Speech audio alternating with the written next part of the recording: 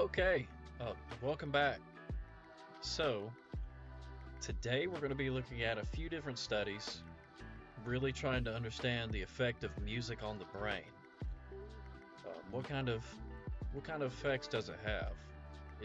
Why is it good on the brain? There's a few different studies from Harvard we're going to be taking a look at. Just trying to get a little bit of neuroscience in there. So let's take a look. How music resonates in the brain. So they're trying to figure out the emotional response to music. Let's take a look.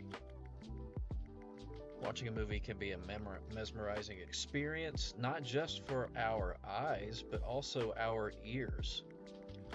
From the Lord of the Rings series and Schindler's List to Interstellar and animated films like Mulan, movies can give rise to deep, complex emotions thanks in large part to a key ingredient, music.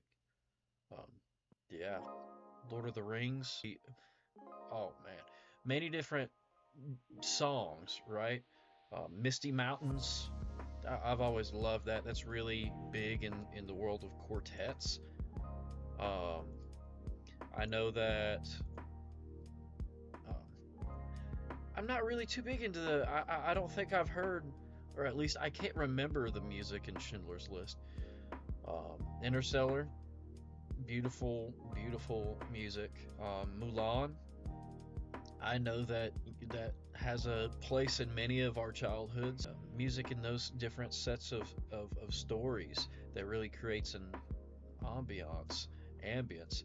Um, just actually feeding for the feelings that come out of movies like that. That's what that's yeah. I mean, it makes sense. So take the Oscar-nominated film Maestro, about the life of American composer and conductor Leonard Bernstein, AB 39. The most powerful scene in Maestro, Maestro is arguably one in which there is no dialogue, only music. Yeah, that is a big scene. In, oh man, you're gonna learn that I'm not good with English. In a Gothic cathedral with an audience of extras, Bernstein, played by Bradley Cooper, directs a chorus of voices. The viewer's entree to the finale of Gustav Mahler's Symphony No. 2. Two women's voices emerge in a duet, lilting above a tapestry of strings. Trumpets pierce the air. Man, finally with a branch bell ring, Bernstein, very articulate.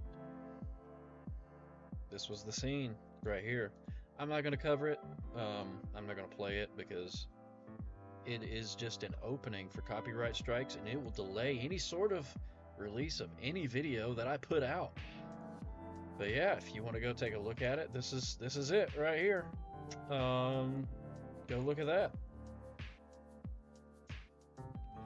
So, Patrick Wellen, a Harvard Medical School lecturer in pediatrics, part-time at Massachusetts General Hospital, and instructor of the Harvard Extension School course Music and the Mind, observes that sitting in the audience for this type of piece can be a profound prosocial experience. When you go into a church, the music takes over the mental faculties of all the people who are attending, he says. It puts everyone in the same emotional space. That's true. You take a look at some very famous pieces, Lacrimosa from Mozart. Matter of fact, just about the entirety of that Requiem. Of course, he didn't make it past Lacrimosa, but you take a look at pieces like that, and you take a look at the effect, and just try and remember the effect of such pieces on you. It's yeah, I mean, it gets everybody in a similar feeling. It gives everybody a similar feeling, and creates an ambience that everybody's would be grasped by. So, why does music leave such an emotional impression on us in the first place? What is it about tones and timbres that, when organized in a precise manner, can make us swoon or sway? Wellen believes the answer lies partially in evolutionary biology. The earliest mammals, most of them likely nocturnal, had to rely on their hearing and sense of smell as defensive mechanisms. They were hyper-focused, hyper-attentive. Yeah, that's what they say about us being able to see colors, is being able to tell the differences between, fruits, things that are good and things that are bad. Um, I would not be surprised if that was the reason why that we have such a kind of hearing as this, um, and a sense of smell as well. I would not be surprised. You notice that a lot of the things that are not good for you don't smell good, right? Um, but yeah, so in performance venue, there's an incredible complex sound signature all around you. Wellen says, the brain has to sift through all the ambient noise in a concert hall. It's a much more primitive form of listening compared to a focused conversation. That's true, 100%. These acoustic cues, just like the crescendo of an approaching predator, travel through the ear and into the temporal lobe, which parses the soundscape, identifies sounds, and tags their components as familiar or unfamiliar. That's true. Whenever you're laying in bed at night, if you hear something out of place, you know it's out of place. Things of that nature. The salience of these sounds, whether a person responds to them emotionally and motivationally, influences the automatic nervous system, ANS, a network that controls certain involuntary processes like breathing and heart rate. That's true. So a little bit of musical knowledge for you. Whenever you set a piece of music at a higher BPM, what it does is it can influence the listener's heart rate to speed up and give them a more excited feeling. That's why EDM, electronic dance music, a lot of it's upbeat, right? Almost all of it's upbeat. That's why that sort of thing happens, right? That's why heavy bass feels so great. Why people like heavy bass, you feel the vibrations in your heart. Let's see here. Music also lights up nearly all of the brain, including the hippocampus and amygdala. Okay. Which activate emotional responses to music through memory. The limbic system, which governs pleasure, motivation, and reward, and the body's motor system. So a little piece of knowledge. You'll notice a lot of times with people with dementia, whenever you play some music from their childhood, it starts activating those pieces of their mind, and it actually kind of brings them back to their conscious mind back to the forefront. Not all the time, but in quite a few cases, it'll bring it back to the forefront. This is why it's easier to tap your feet or clap your hands to musical rhythms. It's true, says Andrew Budston, MD of 93. Chief of Cognitive and Behavioral Neurology at the Veterans Affairs Boston Healthcare System.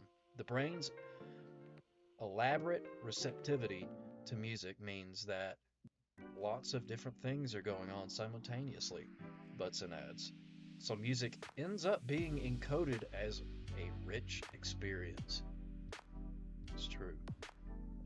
Even the music in the background right now, you'll notice that the BPM is similar to your heartbeat, and what happens is that it makes you feel a certain way, right? If it's very slow, if it's at like a 88 BPM, beats per minute, there's 88 beats per minute, that's very similar to your heartbeat, your heart rate, right? It gets you a little bit more excitable, but not much. But yeah, it ends up being encoded as a rich experience. Whenever you hear a beautiful piece of music in an auditorium, it becomes a rich experience. But yeah, that's what we're looking like right there. The intensity of musical tension, brain activity in patients with certain disorders reveals unexpected connections with brain activity in people as they listen to music. So, that's what I was speaking on earlier with dementia. Although models of obsessive compulsive disorder oh, pathopsychology, pathophysiology, are verified, evidence suggests that the condition is caused by faulty neural circuits in the orbitofrontal cortex. Oh man, my brain had to work on that one. The OFC for short. We're calling it OFC. Anterior. Oh man, we're getting hit with all sorts of different terminology. Anterior cingulate. I'm gonna say cingulate cortex, caudate nucleus, and anterior thalamus. This dysfunctional neuronal loop has the OFC at its center, sitting just above the eye sockets, with the orbitofrontal cortex involved in decision making. It's hyperactive both in people with OCD and oh man, Professor Weeb messing up. Intriguingly. Keep in mind, I'm from the South, so it's very difficult to say these words in people as they listen to music. Why would that be? One key way that music, particularly Western tonal music, generates emotions in the listener is through patterns of tension and resolution. That's true. So that's whenever you're starting off a piece of music and you start off this piece of music very light, airy, then you hit it, you grasp the attention of the listener, and then you always want to try in the music to find a way to keep the music moving, trying to go somewhere. With that being said, creating tension, having clashing noises, clashing sounds, and then resolution, which will cause a calming feeling, like you actually made it somewhere. And I mean, it's really common in music. The way such patterns play out, together with the way that the music fulfills or violates our expectations, manipulates and reveals how the brain handles complex cognitive processes like prediction and anticipation. Yeah, that's true. According to Whelan, OCD can be described as a maladaptive stress assessment problem. In addition to lecturing at Mass General, Whelan has directed the multidisciplinary care for patients with Pandas syndrome.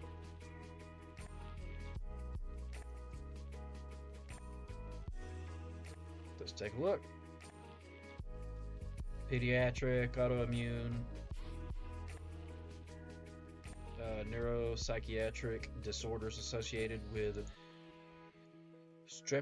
streptococcal infections is a controversial Okay, come on now.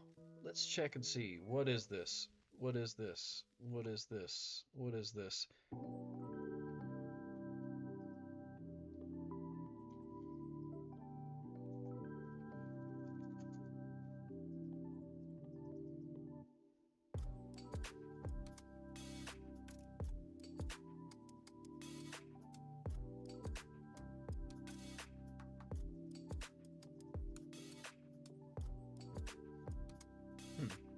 I'm going to go with I don't know.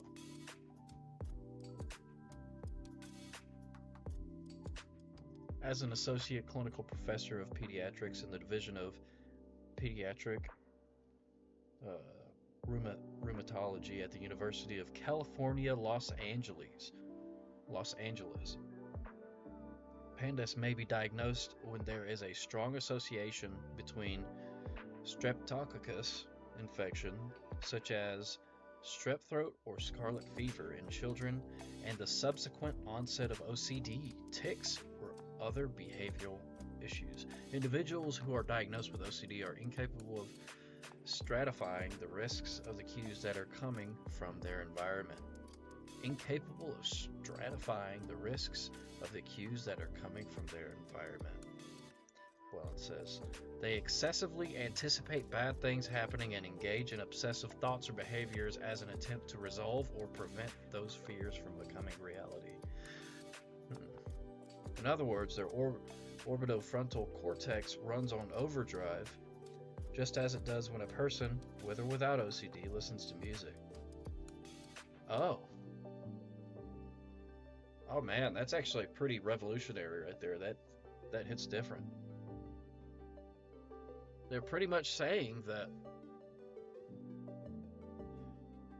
when you're listening to music, your orbitofrontal cortex, this piece right here, let me get it pulled up here.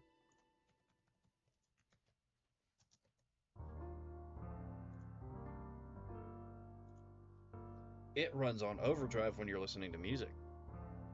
Oh man. So whenever it's damaged, it also causes behavioral changes. I see. That's also the part that they messed up whenever they did oh, that's pretty dark. But when they did lobotomies back in the day. Oh man. Oh, that's pretty crazy. We're learning, guys. So, but in the case of a person with OCD, hyperactivity in the OFC has a systematic negative effect on the rest of the brain. Although the hyperactivity itself may not necessarily be the root cause of OCD problems, it's certainly part of the OCD story, and the way music leverages buildup and release is a variation on that theme. Oh man. So, let's take a look at this. Music and healing. Man, that was kind of big right there. So, pretty much summarize that part right here. The intensity of musical tension. So, what it causes is music, a lot of times whenever you're having stress buildup and then relief, it causes an effect similar to OCD, right? The hyperactivity of the orbitofrontal cortex, whenever it causes it to run on overdrive, is really what it does. That's pretty cool. That's what that is. This pretty much went in describing the effect of music on certain disorders, you know, how it affects OCD and things of that nature. So, oh man, that's really cool. So music and healing. Let's take a look at that. How does music have an effect on healing? The effect of music on our brains has clinical implications as well. Growing evidence suggests, for example, that listening to Mozart's Sonata for 2 pianos in D major can reduce the frequency of seizures in some people with epilepsy. Why is that? Let's take a look. Other conditions and diseases ranging from Parkinson's to depression to Alzheimer's could someday have therapeutic solutions derived from an understanding of music. For instance, by identifying the exact type of music able to provoke a particular cognitive, motor, or emotional response, there could be progress towards healing, improving, or compensating for disrupted brain function in various diseases. An increased understanding of brain mechanisms can facilitate this. So, let's see about breaking that down and see what this paragraph is talking about. So in other words, music can have a therapeutic effect on certain brain degenerative diseases. That's pretty much what it is. That's what it says. So if we could understand brain mechanisms deeply, then we would be able to understand the effect of music on the brain and why it has therapeutic, I guess you could say, reactions to people with these particular diseases. So let's go over what we got so far. This is actually really cool. This is awesome. So far we learned a few things, right? So with neuropsychology and with music and what music has to do with the brain. So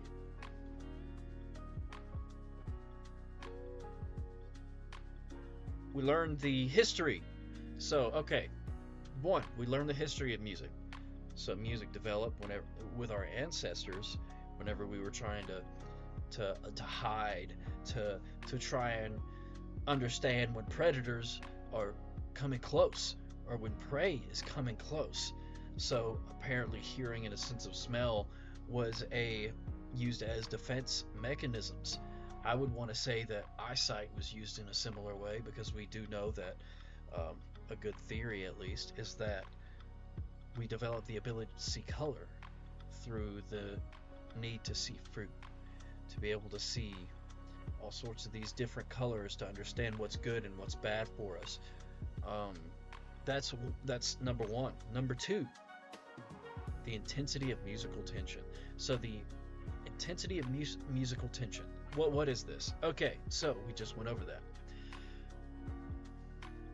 The tension and the release of tension that music causes can have an effect on the orbitofrontal cortex and can have an effect similar to OCD, is what it's saying. It affects musical tension affects the decision making in people. Um, it, it can have very various effects on the orbitofrontal cortex, is what was pretty much said. Um, yeah, that's number two, the intensity of musical tension. Number three, music and healing. So apparently, music can have an effect, a therapeutic effect, on those with certain diseases similar to um, any sort of diseases having to do with cognitive, motor, or emotional response. Right? See what exactly it says right here, which particular diseases. It ranges from Parkinson's to depression to Alzheimer's, which that does 100% make sense. Um, that's what we got so far. So let's take a little bit more, a deeper look into music and healing that's having that we are reading up on in this particular study. Here we are.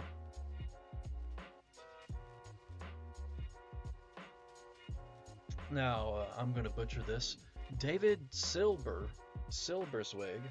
the Stanley Cobb Professor of Psychiatry, excuse me, at HMS and chair.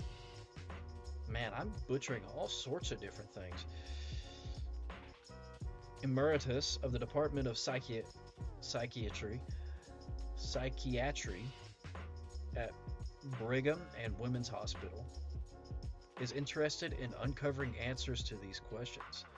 A leader in functional neuroimaging research and psychiatry, he investigates how brain regions and networks function when we perceive, think, feel, and act.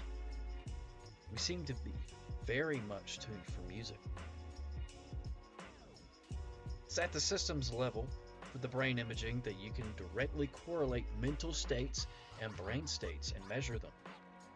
Silbersweg says, neuroimaging provides a non-invasive way of correlating brain structural and functional abnormalities with specific aspects of music processing. So, let's try and take a look at this. What is being said? Neuroimaging provides a non-invasive way of correlating brain structural and functional abnormalities with specific aspects of music processing. So, in other words, music neuroimaging, we can actually see, excuse me, I just got a notification here. So neuroimaging, okay. So they pretty much just watch the way your brain processes this music with neuroimaging is pretty much it. And it's a non-invasive way of figuring out if something structurally is wrong with your brain. That's actually pretty cool.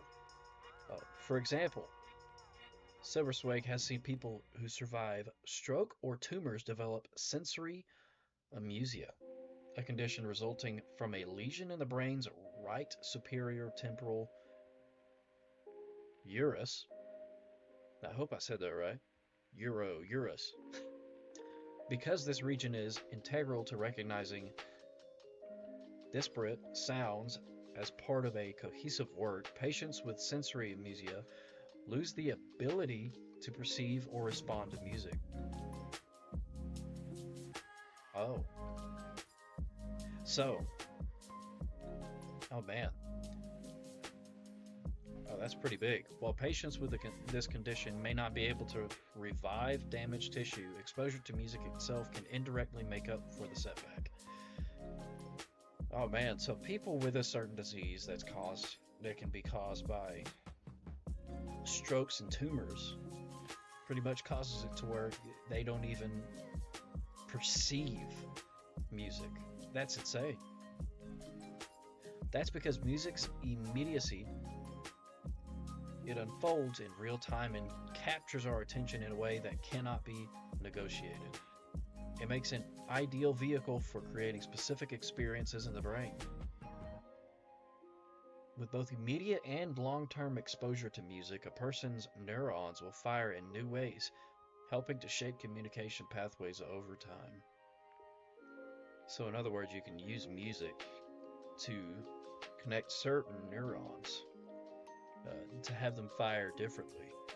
That's pretty cool. Indeed, music is a potent tool for the future of precision medicine. Oh. As the scientific community continues to elucidate the emotional landscape of music, as well as how it differs from listener to listener, new methods for alleviating disease severity and improving overall well-being await both patients and otherwise healthy members of the general public. As per Silbersweg, he and other colleagues in the field hope to continue weaving together what is known about the neural underpinnings of music into a more unified model, which Silbersweg thinks is an important and meaningful step. We seem to be very much tuned for music, he says. It resonates with us in some important way. Yeah, there's a lot of key takeaways here. So, what are some key takeaways? What can we take away from this? What's going on with this? What went on with what we learned here? So, we learned that music can have a therapeutic effect on certain cognitive diseases. We also learned that music has a similar effect on the what's the exact part of the brain? I'm not a neurologist, so I cannot remember it. Orbitofrontal cortex. So, going back to it, OCD causes the orbitofrontal cortex. The orbitofrontal cortex running on overdrive. That's pretty much what OCD is, and music can have a similar effect to that. That's what we learned in this study. That's really cool, actually. What else did we learn about this? So we also learned the effects of music and how it relates to neuroimaging. About how if we use neuroimaging and music together, we can actually learn about some abnormalities in the brain. So it's pretty cool. The effect of music and healing, and the effect of music and trying to figure out what kind of abnormalities are going on with the brain. People with certain diseases that's caused by tumors or brain damage can't even perceive music, which is insane. Music causes neurons to fire in new ways.